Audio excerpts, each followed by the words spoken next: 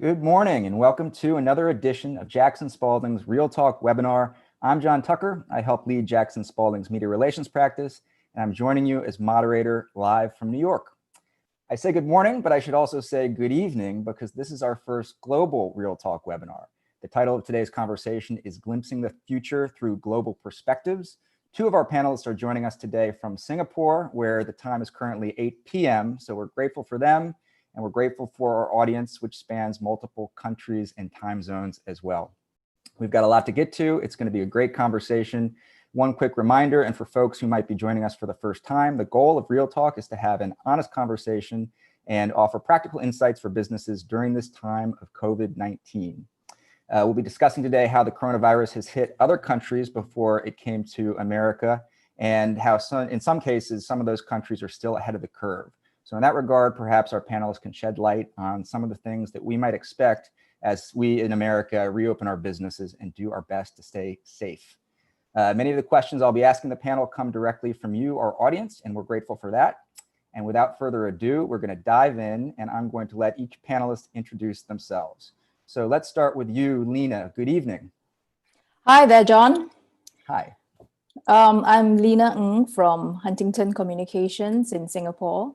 We are partners in the PROI network with Jackson Spalding, and I sit on the APEC board as the co-chair, as well as the PROI Global Board of Directors. Thank you for having me. Yeah, and I know that you at Huntington, your agency, is our official partner within the PROI network. It's such an important network, so we're grateful for that partnership. Allison, over to you. Yeah. Hi, good morning, good evening. I'm Allison Park. I'm the Global Vice President for Mars Wrigley, which is the largest candy company in the world. And we supply candy and treats in 180 markets. And I lead all of our communications and government affairs and consumer care work. And also, it's always good to reconnect with a Jackson Spalding alumna. Back after I should say that as well. Yes, I spent almost 6 years at Jackson Spalding, a great, important time of my career. And I'm sure our firm as well. Hello, Scott. Hi, John. How are you? I'm good. How are you? Good. Yeah, I'm Scott Reichelt. I'm the Regional Managing Director for Crawford & Company. Crawford & Company are the largest listed claims specialists in the world. We count most of the major insurance carriers around the world as our clients. And I'm running the business here in Asia. We've got 9 countries that we cover and about 400 staff around the region.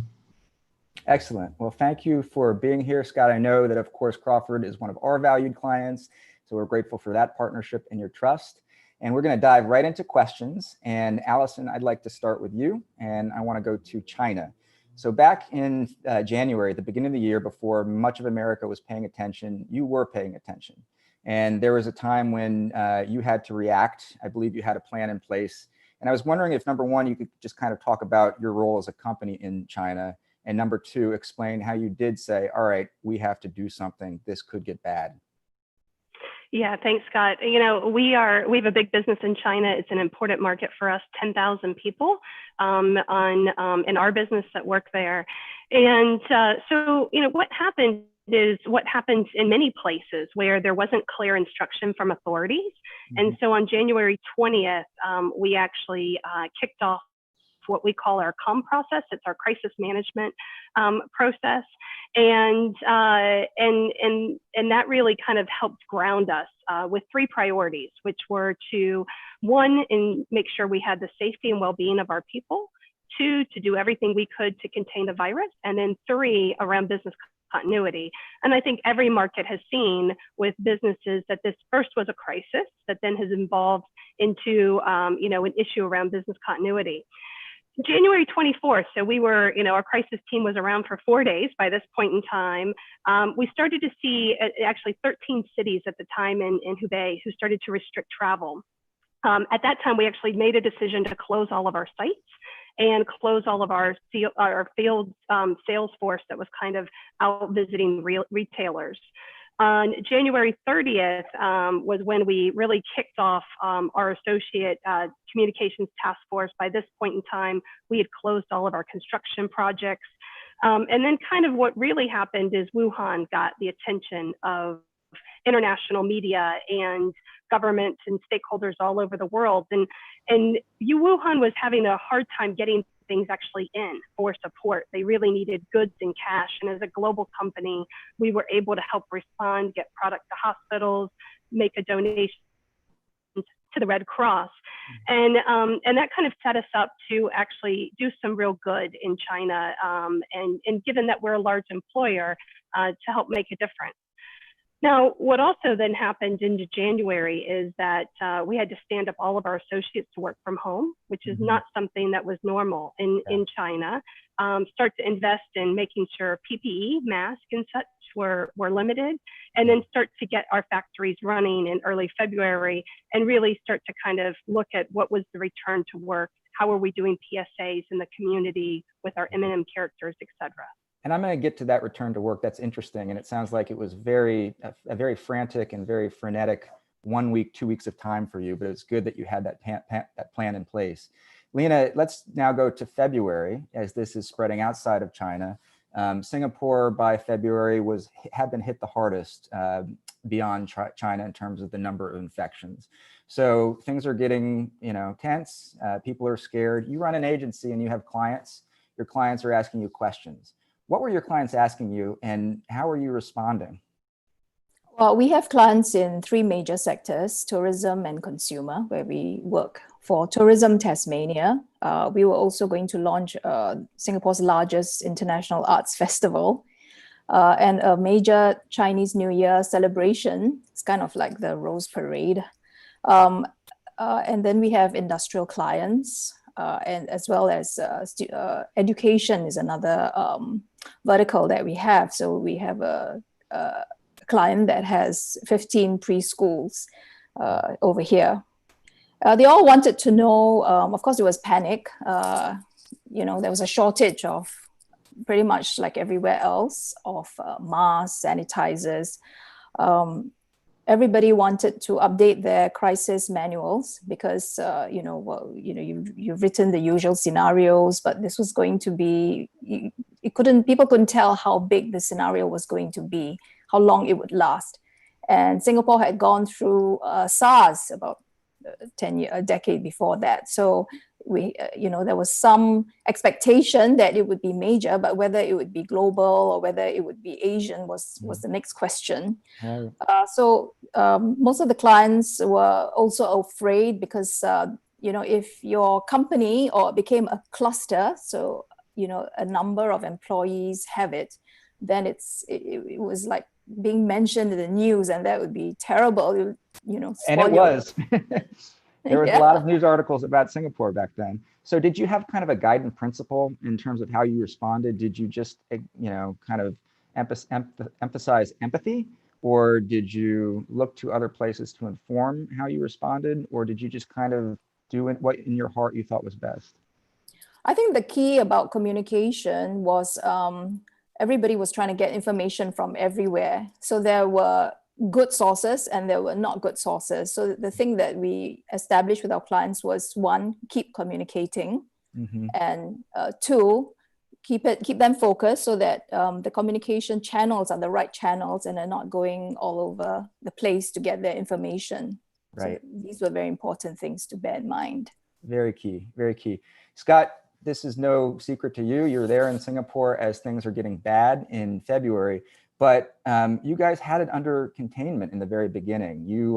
It got bad, but you locked down and things kind of, got under control. You actually said this lockdown is going to lift. The country said this lockdown is going to lift.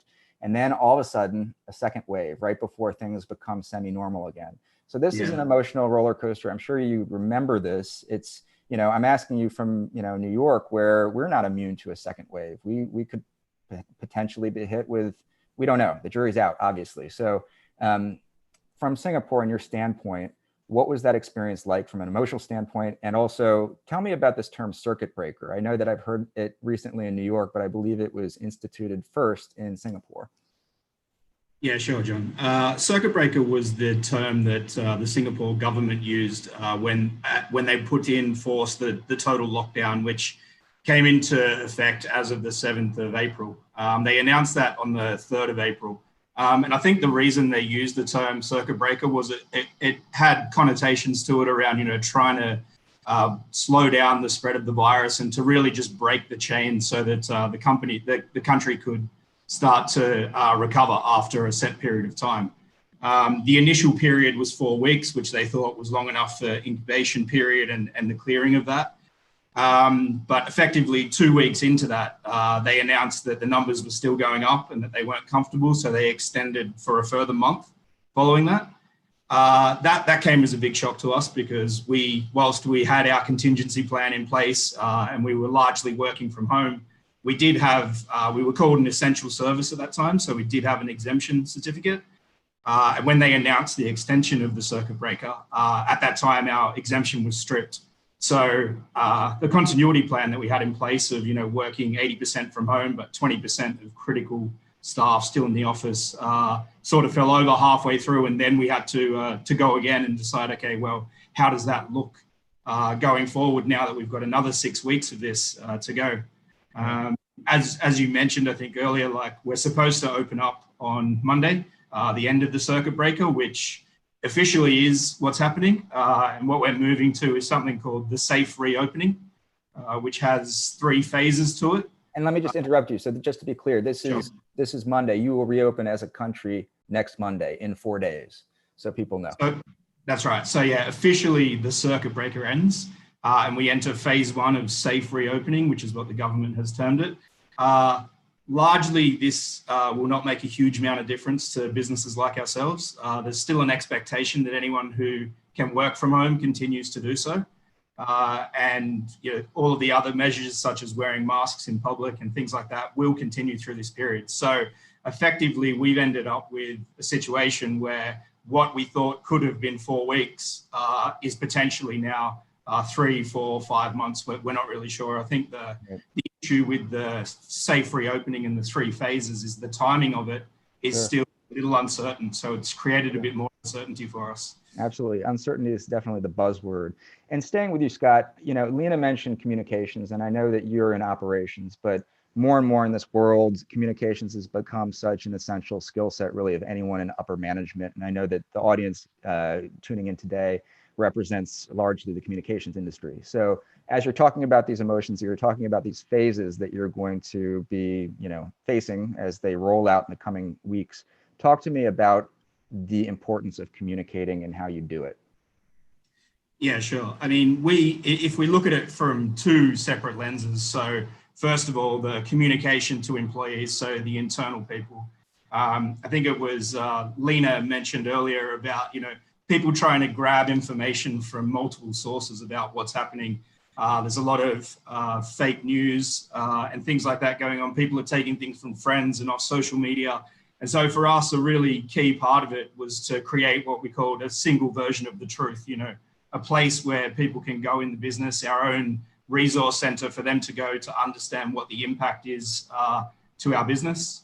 I think what's also been critical is obviously the continual personal touch on the communication. I think group-wide casts to all 400 staff that we have in Asia is fine. But people, I think we forget about those times that people pop into your office and say hi, or you run into someone and those kind of chats. So we've really tried to keep it personal at the level where, we have the group team calls, but we also, I'm also making sure we're touching base one-on-one and cascading that through the organization. Sure. I mean, a lot of Zoom meetings and a lot of client calls that take a different shape than they did before. And we're going to get to clients, but I just want to kind of keep it with the timeline because we're in Asia, we're in Singapore, and then, this starts to creep out into Europe. And Allison, I know that you oversee operations in Europe as well. And, it hits Italy, it hits Spain. It's, people are panicking now in another continent. I was wondering if you could give us an example of a decision you had to make that was best for the company, irrespective of a government directive, or despite what a government might tell the citizenry to do, you're making decisions that you think are best. Can you give us an example? Sure, happy to. I've got a great government relations team all around the world, and we track and work very closely with governments to ensure our freedom to operate. But one of the things that happened in Europe for us in the Netherlands, we're one of the largest employers in the Dutch region. Actually, our largest chocolate factory in the world is there in Veghel. We produce 1 million chocolate bars an hour, just to give you kind of a sense of how large that chocolate factory is. And pretty much everywhere in the world, we produce locally. But what happened is we took a decision on March 25th to actually close our factory. We were the only ones who decided to do that in that territory. And it was because it was hit so hard because of coronavirus. And we actually had to rethink and redesign the entire production process. And for any of you who have been at a factory, that's quite an undertaking. What did that mean? That meant that 80 different pathways, areas you would walk, had to be readjusted. We had to add 50 different kind of plastic screens to protect people. Everyone in the cafe where they came for lunch got their own table. They no longer could sit together. All food was prepackaged. People were checked with imaging equipment for fevers. And we had to add 40 different cleaning actions to our already very robust kind of cleaning regime. And so we opened 5 days later on March 31st. We didn't lose production in this, but it was a way to really demonstrate that, again, back to those 3 goals we had. Number 1, our people's safety and well-being will be first, and we will take decisions, even when it means that we may have a loss in business or whatnot, to make sure that we enable our people's safety, because when you enable that, you enable consumer safety and their confidence and trust in your brand.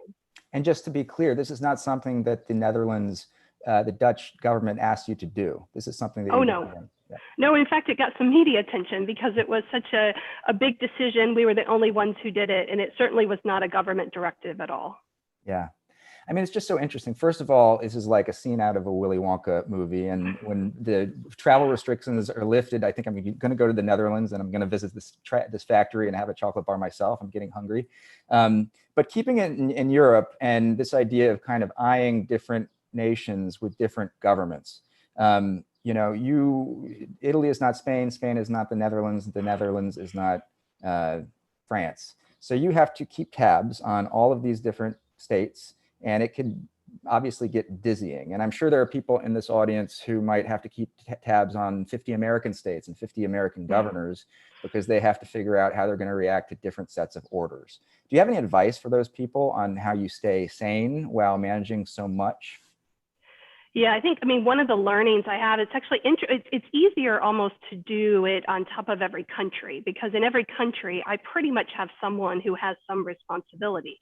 It gets even tougher when locally the regulations are changing. And we saw that happen in China, where it was very clear that the local restrictions were sometimes at odds with central government. And so we were having to look at both.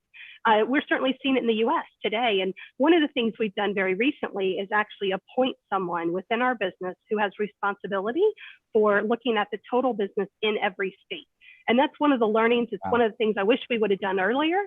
We had all of our trackers. We were looking at this. We were getting all the intelligence, but we never really thought that we were going to have to balance the local environment with the federal or the state or the central government, depending on what country you live in. And for those to sometimes be at odds with another. And again, going back to those 3 principles we had of, containing the virus, doing our part to make sure we don't spread it, protecting our people and business continuity, that really provided us with an umbrella to just make sure that we were consistent across everything and went back to those each and every time versus what maybe the restrictions were locally. So we always kind of work to exceed or at least meet them. Sure. And Lena, this is a subject that relates directly to your work, even pre-pandemic, because your agency spans a continent, multiple continents, I believe, and you're part of a global PR network, and you're very involved in that network. So even before the virus hit, you were looking to other countries to inform some of your decision-making. And I was just wondering if you could give us an example or two of how, after the outbreak emerged, how you looked to other countries. Here we are looking to Singapore for insights. How did you look to other countries to help shape your insights in terms of how you decided what you were going to do? I think 3 things came out from it. One is leadership. We looked at how different leaders were communicating. This was a good time to create trust.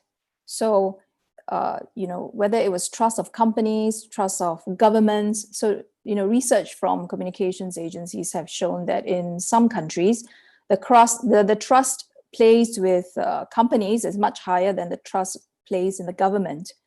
Luckily for us in Singapore, the trust placed in the government is high, and that's with frequent communication. So this is a good time for leaders to build that trust, whether it's with different stakeholders, employees, as well as external stakeholders. The other thing is purpose. There were good examples coming out. I think quite early on, the Dyson CEO announced that they would start manufacturing ventilators. And I think Vodka decided that they would make sanitizers. So these are good examples. Where are they? What countries are they in? Well, Dyson is from the UK. Okay. Vodka, but I know that some of the Australian businesses which were in alcohol were also starting to make sanitizers. Mm-hmm. And in Singapore, the banks were making health packs to thank the healthcare workers. So these were some good examples of being kind, as well as showing leadership and building trust for the company. And do you get your information through news? I mean, is kind of like the international tab of any news site kind of your go-to? Is that how you stay informed? Yeah, I mean, Singapore is an international news center. We have the BBC based here. CNBC is based here as well. So, of course, you really cannot say that you don't know. The internet is just there.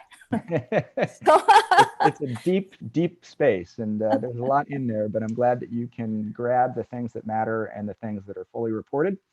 And Scott, I want to go to you, and I want to stick on the subject of kind of, how countries interact with each other. You have Crawford is based in Atlanta. Jackson Spalding is based in Atlanta. So you obviously have plenty of ties across the Pacific to us over here. And, I'm just curious, how do Singapore citizens look at America? We are so, we know how we view ourselves. We're looking at you today. We want to see how you view yourselves, but I'm just curious how Singapore looks in America. And I know, for example, we have had by far the most infections and the most deaths. I don't know if that comes across as like a horror story or a cautionary tale. I feel like this is a loaded question, John, but don't blame the messenger. Look, I think for us it was quite strange for us to watch, because by the time we were stuck at home on circuit breaker lockdown, and the numbers in New York were increasing, and there didn't seem to be a lot being done by the government in the US, that having gone through SARS ourselves back in 2003, there was a real sense of, I'm not sure they understand the gravity of the situation. And that came through from a corporate perspective as well for Crawford. The Crawford headquarters in Atlanta were very good about delegating authority and saying to us, look, just be as autonomous as you need to be and make the decisions on the ground to be dynamic. But the message or the feeling, I think, within the company really ramped up once it started to take hold in the US. So, the reporting requirements and all of that kind of stuff really ramped up from a head office perspective at that time. So I don't like to speak about what the overall Singapore population thinks about the US, but for me personally, it did look like to us, myself, that it looked like it could get out of control quickly. And I guess history shows that that is what happened to a certain degree. Sure. Well, one of the reasons we have everyone on today is because we want to learn about what could happen. In a sense, you guys are coming from the future, right? You've all experienced this phenomenon weeks, a month ahead. So welcome to the past for you, which is our present. So Allison, I was wondering if I could kind of ask you, put simply, what would you tell your emerging from lockdown self a month ago, now that you have experienced this past month? Yeah. So, first of all, just to be clear, this was ever part of our crisis plan, and I don't think it was part of anyone's, but lots of learning. And the first is to be really careful with your marketing publicity. And Lena mentioned purpose. This is, you've got to be true to who you are as a brand, as a company. I know Jackson Spalding is just releasing some work on Brandswell, and I think look to that. I believe it's on the website. Look at the guidance of, where should your brands, where should your company show up, and where should they not? I know advertising in general is down significantly. I sit on the World Federation of Advertisers Executive Committee. The second is expect change.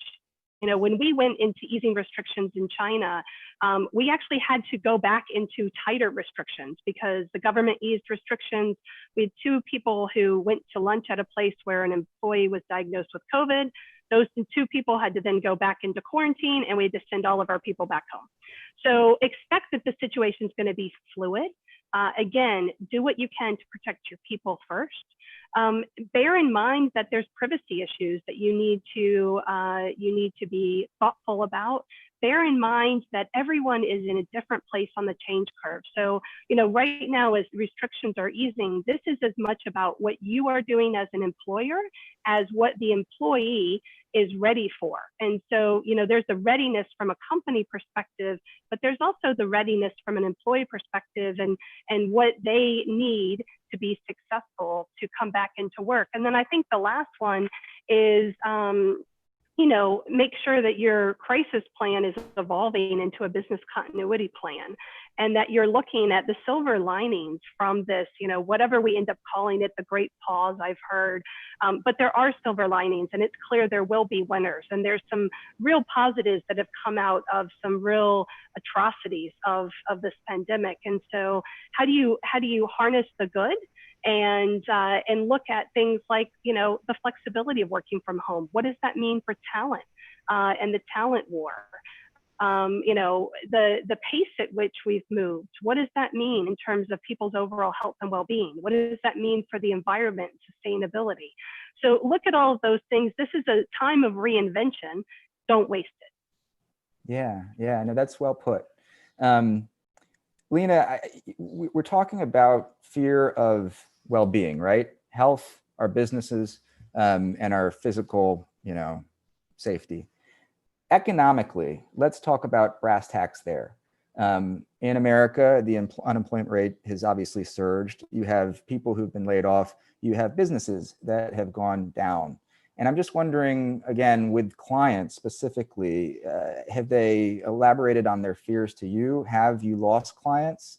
Could you talk about that? And if you care to, if you're comfortable, just talk about you as an agency. You're a business owner, and you look over the margins, and this might have affected your business. A lot of people are watching today, and it's affected their business. So what's it been like? Well, it's no secret that we are in for a tough time in the next 2 quarters till the end of the year. I think everybody's affected. Retrenchment rates, GDP have all been, retrenchments go up, GDP rates are going more negative. So it's going to affect everyone. I think in Singapore, we were a bit, the government took early steps to try to rein it in by with 3 budgets and spending quite a bit of money. When we had global meetings with our partners in America, I know that in other parts of the world, not just the US, of course, they had to look at having to furlough staff, and we could look at that. We had some grants. So we looked at our cash flow. Mm-hmm. We looked at potential grants that we could get, and there were quite a number. So that helped a lot. And the last budget that was passed was yesterday or day before, the Fortitude budget. So that's helped. That's going to turn everybody to start doing training for staff. So so that's going to be what businesses have to look at. Yeah. I think for our clients, interesting, we looked at different sectors. Some have turned this into opportunity. Mm-hmm. In preschools, they have done home-based learning, which is Yeah, and that's good for preschools because, you know, parents are always very anxious about how children are doing, especially when they are very young, when they are 3 to 6 years old. So with home-based learning, they can actually watch their work and watch their children. I think it's great for a parent, you know. Sure. We also had, well, I mentioned the Arts Festival. So the Arts Festival team put a lot of shows online. And what was really interesting was that the audience numbers went up. So, you know, I think in future, companies, not just the retail, have to think about offline, online strategies. I mean, O2O is not new in retail, but it's new in many other businesses. And it's time to think how to use that. Sure. So you suddenly have an audience that increases ×3. Wow, isn't that great? Yeah. How do you use that, right? Yeah. Sure, making lemonade out of lemons in certain examples. Speaking of, I guess, making lemonade out of lemons, again, staying in the agency umbrella, did you have any campaigns for any of your clients that you're gearing up for and you're really excited about, and then January and February hit, and obviously plans change? Do you scrap the campaign? Do you postpone it? Have you done it in the past couple of weeks? Will you do it next month? I think there are a lot of agency folks here on the line, and they'd just be interested in an example. Well, one campaign is in tourism. I mentioned that, well, that's probably one of the sectors that's the worst hit. But it's changing the messaging. I mean, knowing that people can't travel, instead of dangling the experience, we're talking to our clients about how do you show instead of, you know, people are thinking, this is on my bucket list. You know, I want to climb the highest mountain, or I want to play in these 5 golf courses. I want to take the cooking class. So you can see from the statistics that people are doing a lot of hobby things online, and that's going to transfer to travel. So the rhetoric in travel will have to change. So that's one of the changes that has to take place. Yeah. That will be very interesting when it rolls out. Sure. You mentioned travel, so let's stay on travel. Allison, obviously you do a lot of travel. It's kind of, you know, half your job, I feel like. We have restrictions in place. How can you continue to do your job satisfactorily without travel? When do you think you'll be able to get into a plane every week? Yeah, so in mid-March, we told our 125,000 employees, our associates, what we call them, no more travel. No more international travel, and we have said no more international travel rest of the year unless there are exceptions. That's obviously had a major impact on how we work. Domestically, right now in the US, we're not traveling unless you absolutely have to, and then that's an exception, and you have to go with special PPE that you're wearing. And I typically travel 2 weeks out of every month, sometimes 3 weeks, so at least 50%. So it's had a massive impact on different boards that I sit on that require travel, or just how we work. And so, you know, board meetings now for our company have gone virtual. I was in a board meeting yesterday for the World Federation of Advertisers, and it was, you know, a 2-hour virtual meeting, very different. Our town halls have gone to, you know, 5,200 people virtually. We do market visits now virtually. And honestly, I think, you know, the good thing is one, I'm on the same time zone, which I absolutely love. And I'm no longer confused about what part of the day I'm in. But two, you know, I think we're learning that actually maybe we didn't need to travel as much. And so, you know, what does that next normal look like over the next 18 months, where travel has a specific purpose, but you're maybe not always on a plane so much. And so we're really right now looking at those learnings to see how do we make those changes stick. And that will be, I think, a permanent benefit coming out of this for our people as well as for the planet. That's interesting. That's interesting. So it sounds like you're rolling with it. Sounds like you're cool with the situation. 3 weeks a month is a lot of travel. So maybe your life is actually a little bit, you know, more balanced, so to speak. I want to go to clients. I know that, Scott, we were talking about how you communicate with your staff, but you also have to maintain, of course, a good rapport with clients, many of whom are freaking out, many of whom don't really know what to do.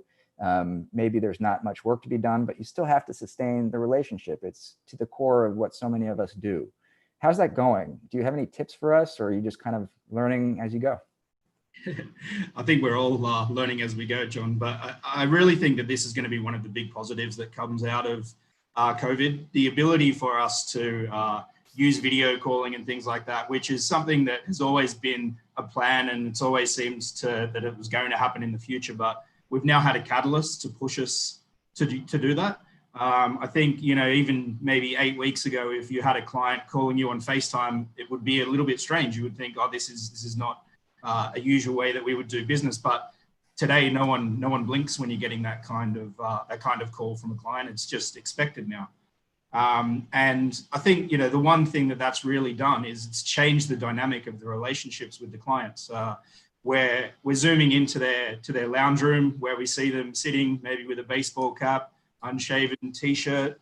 Their kids are running around in the background, or, you see that they like to bake cakes or something like that. And so whilst the physical touch has not been there, and I mean, in Asia particularly, personal relationships and face-to-face time is absolutely essential for doing business. But without that there, and with this new medium that we're going into people's households, the intimacy of the relationships has completely transformed the way we speak to each other about things, So little tidbits that you wouldn't often know about your client or anything, just that they never came up before, and now they're just front and center, As soon as they pick the phone up, you say, oh, where's your dog? Or, what are you doing today? Or something like that. So yeah.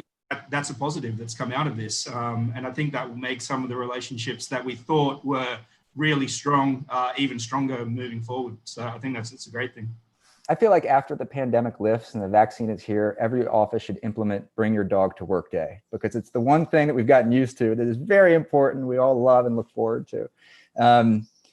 Scott, you're talking about technology. You're talking about, using the, Zooms of the world to communicate. Any other pieces of technology I'd be curious to know, especially in your line of work, that have become more useful, that you've had to rely on more during these last 4 months? Sure. I mean, Alison was talking about her travel schedule, and, mine was quite similar, dealing with things around the region and my team as well. So clearly without that happening, we have to come up with fixes. One of the big things that is important for us is when we're looking at large insurance claims where there's been a disaster, earthquake, explosion, things like that, having boots on the ground as soon as possible after it's happened is extremely important for us. Because of the gathering of evidence and things like that, to make sure that we're recording everything that's occurring. Without the ability to do that, we've had these tools in the pipeline that we've tried to push down, but necessity is the mother of invention, and the things that potentially were blocked during business as usual times are being accepted as, well, this is, if we don't do this, we don't do anything. And so it's really acted as a catalyst to push these things through. With things like 3D imaging cameras and things, so that we're recording evidence in the most foolproof way that we can, other than having someone on site, to tools that we've given to clients to conduct the inspections themselves, that are very prescriptive about what information we need, what information they need to capture, and things like that, to make sure there's not a delay in how their claim is going to be processed just because they couldn't have an adjuster on the ground. I mean, that for us will completely change the way we do business going forward. Fascinating. It's fascinating. And here you are, a claims management company that prepares for catastrophes, right? Well, I guess this fits the bill, and probably in a way you didn't think of before, but it's all fascinating. A little closer to, I guess, some of the things that we can relate to, Lena. You tell me, are you opening up your office next week? We are allowed to open, but the terms are that only if you need to operate any special equipment. In other words, you can't open. First of all, tell me how many employees you have. Are they all kind of working from home now, and what your plan is? I mean, Jackson Spalding is not open yet. It will be a few more weeks. Some businesses have opened. We're all kind of doing this based on our own judgment. So I imagine you have a plan in place to open. How many employees do you have, and what kind of practical things are you thinking of, whether it be sanitation stations or, I don't know, working with parents whose kids haven't gone back to school, that kind of thing? Well, I tell you, in Singapore, we're using technology to track where people are moving. So there's a barcode, and everywhere you go, you scan that barcode and you have to check in, and hopefully you remember to check out. So we are quite traceable in that sense. I don't know whether that will work in the US, but it works in Singapore. We're very compliant, I think, that way. Sure. So we were, it'd be nice to have a party, balloons, streamers, booze. It'll all be online. Yeah. So I think it will be a slow opening. Even though it's an opening, we'll still have to go for takeaway. Restaurants will not open yet. The airport's only open to transit passengers, and that's very important for Singapore tourism. So it's very much a watch and wait. We have a government that's cautious, which is good. Health comes first. And so I think it's to see what happens after the lockdown, after the circuit breaker period, what happens when people slowly get back. Sure. Religious places will still be closed till. Sure. And it's so interesting. And you mentioned the tracking. And Allison, I can pose this question to you. Let's go to China, where, again, we're looking at China as this future place. And they have things where institutions in place where you have to, for example, show that you have antibodies on a smartphone screen in order to get permission to enter a restaurant. Or if you're an Uber driver, you have to video document yourself sanitizing your car before you can be let on the road. Or you have to, again, present video evidence of yourself taking your temperature 3 times in order for you to log into your office. So seemingly bizarre things that are becoming almost possible new normal. I know in Europe, I just heard this term called quarantine bubbles, where you're allowed to pick like 4 friends and hang out every day, but only with those 4 friends. It's kind of sci-fi, but it's all for safety, right? So I'm just wondering, what things do you think will stick in the West, and what things do you think will come to the States and possibly stick here? Yeah, well, you have to remember, and I've spent a lot of time in China. They are, years away from where we are in the U.S. in terms of digital. I've been in driverless cars in China.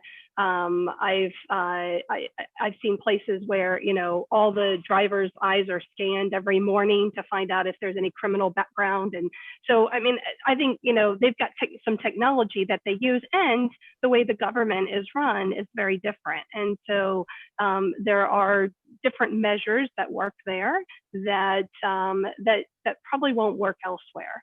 I gave the example of, us having to shut back our office. Well, we wouldn't have known to do that if we didn't have the contact tracing that Lena had highlighted. So that's working well in parts of Asia. I think in the US, listen, we are doing temperature screening, and it's contactless. And we have a very clear return to usual place of work guideline that we're using across the world, but it will involve temperature screening. I can tell you that in Chicago at our global headquarters, every time you come in, you will have your temperature screened. Every time you leave, fine, but when you come back in, whether you go for lunch or whatever, you'll have to go through that process again. You've seen some places in the US that are starting to encourage people from a data standpoint to give their tracking. And it's all because this virus is focused on traceability, and you want to be able to trace who you've been in contact with. Not everybody in the US is a fan of that. So I do think, we've put into place things like temperature screening. We've put into place that if you decide to travel for personal reasons, well, guess what? Then you stay at home for 14 days to ensure that you are okay to come back into the workplace. And like Lena said, we're being very cautious about what that return to work looks like, and when it looks like it's not only best for us, but it's best for you. And I think part of that is going to be on the employee to decide, do they have the environment around them to be successful coming back in? But I think some things will stick. I think work from home will stick. I think temperature screenings around the world will stick. And I think, it will be one to watch on the tracking and the traceability with data privacy, both in the US as well in parts of Europe. Yeah, no, so well said. And you mentioned that when this kind of tracking software comes to America or gets rolled out in America, not everybody will like it. China is, different traditionally from the West, obviously. Scott, you come from Australia, where you, I guess, have a similar value of civil liberties. The one thing I want to say first about Singapore is that what they're doing is working, right? So there was an article, and we're flashing it on the screen, in the Wall Street Journal. This was just yesterday, and it showed that the tools and protocols put in place have led to something like 24 deaths total in the whole country. And for those who get the virus in Singapore, less than 0.1% die. So a very low number. Obviously, you're doing something right. But going back to this idea of tracking, monitoring civil liberties, having people know where you are, that can be disconcerting to certain types, especially here in America. And I don't know if I want to ask you for your advice, Scott, but it's something that you can relate to, or is it something that you can comment on? Yeah, look, it's very interesting. And I would say that, on a spectrum of individualism to collectivism, that, Singapore and the US would probably be on complete opposite ends of that spectrum. Australia would be somewhere in the middle, but clearly much closer to the US than Singapore. I mean, Lena used the term earlier, compliant, which I had put in my notes, but thought perhaps I wouldn't use that term. But, I think there is a greater sense here, things being for the greater good, or for sense of community and things like that, that we're keeping other people safe.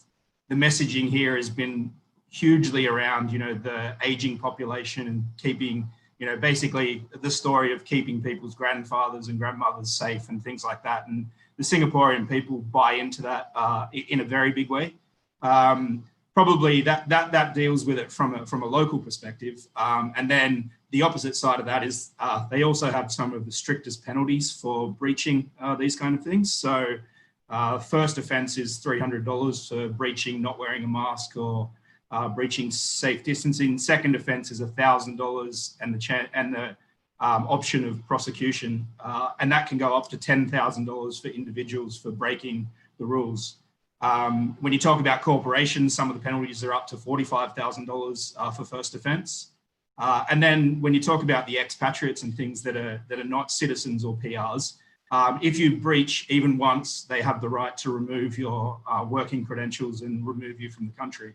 So when they put things like that in place, you have a large collective local population, and then these kind of potential punishments for breaching. I think you end up with a situation where everyone is not really thinking about taking a risk for something small and risking their livelihood.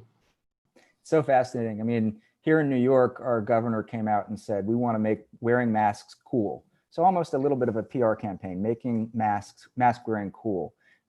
It's definitely one approach, but it's a far cry from what you're talking about in terms of fines and kicking people out of their office spaces. So interesting to watch, but we're really glad that the death rate is so low in your country.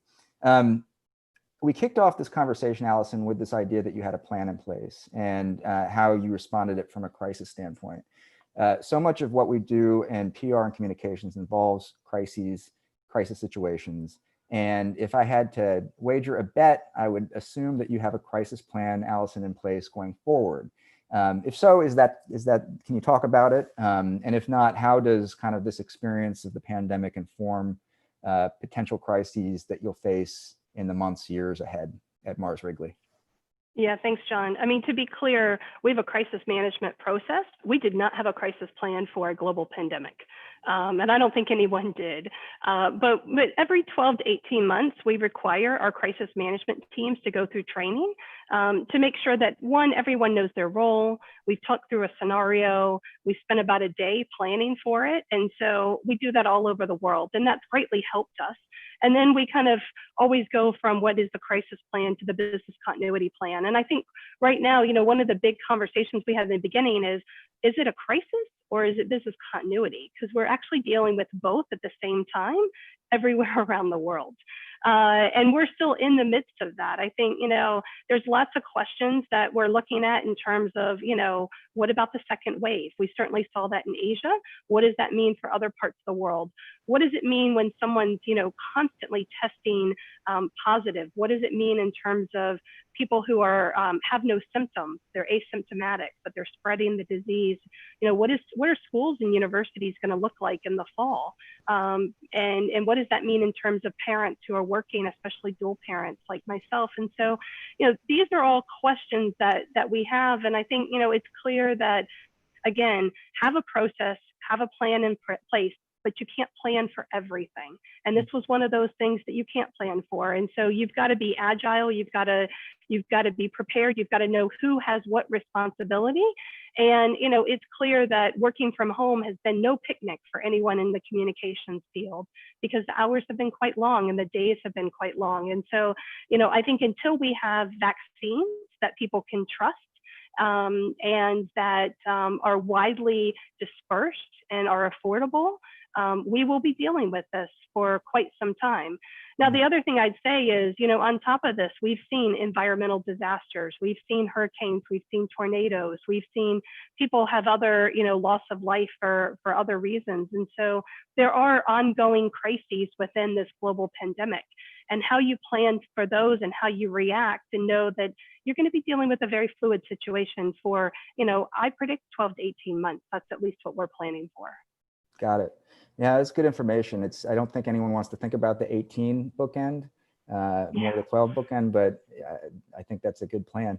I'd just be curious, when you were kind of in the thick of it from a crisis standpoint, were you meeting daily, every other day? How did that work with crises communicators from all 5 continents? Was that early mornings? Was that late nights? What did that look like? Yeah, so I think 2 things to share. One is, I mentioned January 20th, we stood up our crisis management process in China. And then within a couple of weeks, that then expanded to a kind of a global team. And then within about 2 to 3 weeks after that, expanded to our leadership team.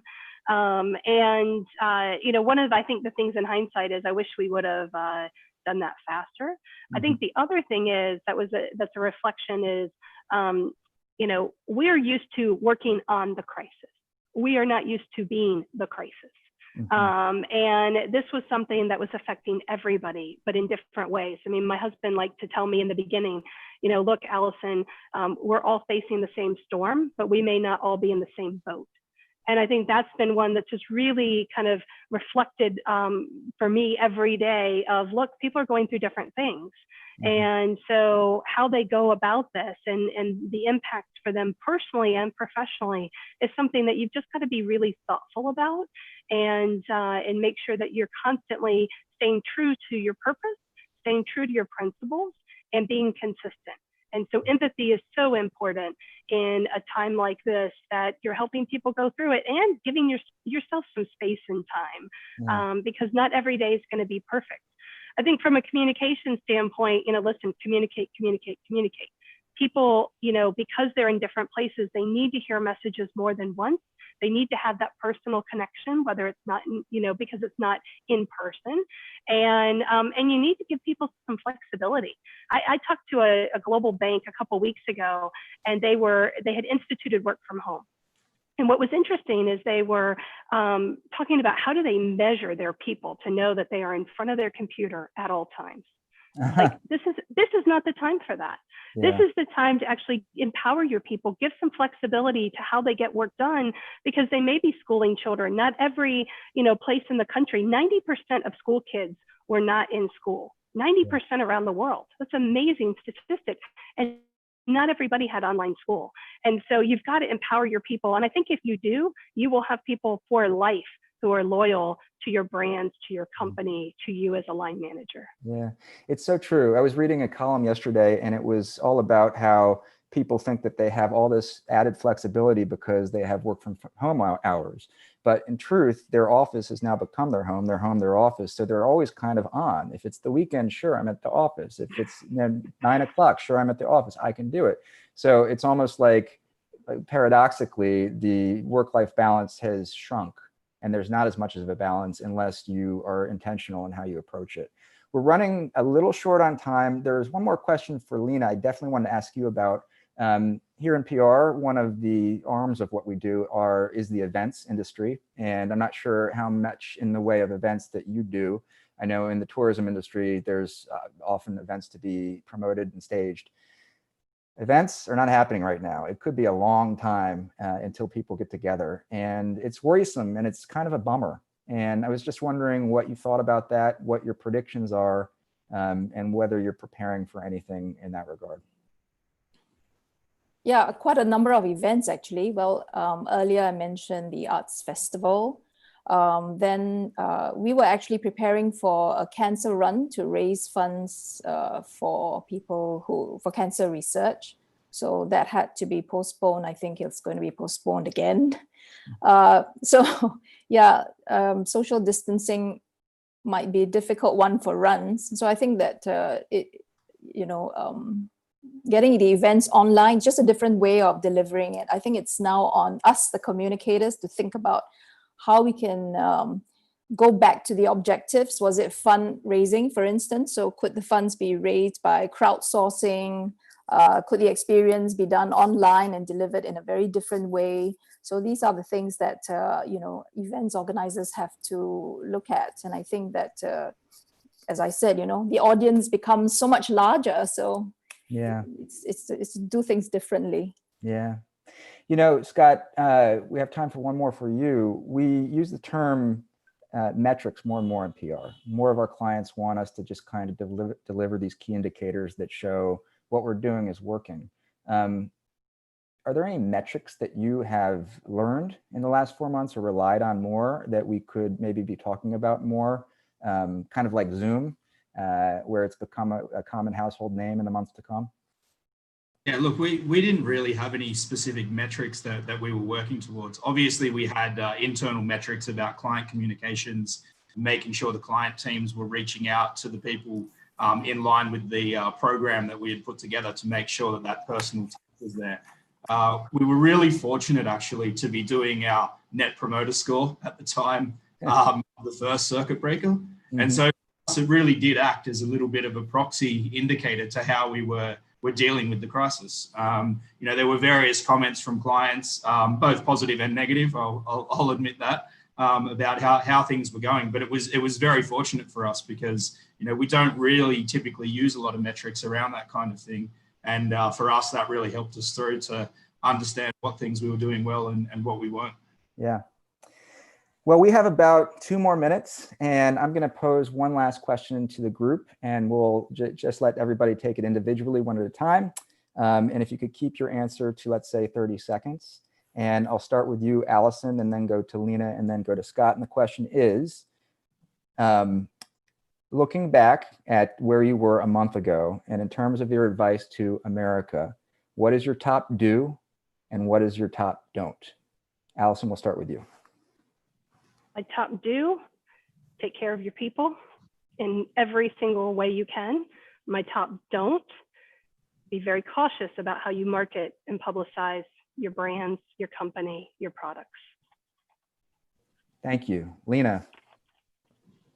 My top do is for leadership, to be compassionate and to show kindness. And we've seen good examples of it from speeches of CEOs who have had to talk about retrenchment. So coming across as a compassionate leader is very important. The top don't would be, don't worry about the staff. They actually work harder from home. So trust is the big thing. Sure. Scott? I think my do would definitely be dynamic, or, don't rely that anything's a certainty. We fell foul of that in the beginning when we thought that the circuit breaker would be a simple 4 weeks and we'd be over and done with. So we've got contingency planning, which says, if we go back to the office in July, it looks like this, but if it's not until January, it looks like this. So I think that's really important. And I think the top don't would be, don't assume if you do get back to the office that everything's going to be okay. I think history has shown us that people are quite resilient through crisis. But it's when they get back into living normal life and they have time to reflect on what's happened that the emotional effect actually takes place after the event. And so I think for employees coming back to work, it's really important to make sure that you don't assume that everything's fine now that they're back in the office, because I think some of this will still be left to play out going forward. Yeah, yeah. Wonderful. Well, on that note, we're going to wrap what I thought was a great discussion with a lot of smart takeaways. Just a couple quick housekeeping items. If you have additional questions, and this is to the audience, and you'd like to ask them, the panelists, your question, or if we didn't get to one of your questions today, please email us at realtalk@jacksonspalding.com, and we will respond to you. Also, in the coming days, we'll be introducing Brand Swell, a strategy sprint developed to help you quickly make the right decisions to move your brand forward at the right moment. This process takes into consideration insights discussed today, and we'll be sharing regular reemergence tips and considerations on our blog and in our email newsletter, The Think Brief. An archived version of this discussion will be viewable on our COVID-19 landing page at jacksonspalding.com and on our YouTube channel immediately. And in addition, a recap of today's webinar will be distributed on Tuesday morning in our Think Brief newsletter, which you can subscribe to on our website. So with that, I want to thank our amazing panelists, Lena and Scott. I know it's late for you. We appreciate you. I want to thank Whitney Ott, who's one of our partners at Jackson Spalding, who conceived this excellent topic. And I want to thank our audience for taking the time to submit your questions and tune in to this, which is our first global Real Talk webinar. So until the next time, I hope to see you in the next edition, and I wish you a good morning and a good afternoon and a good night.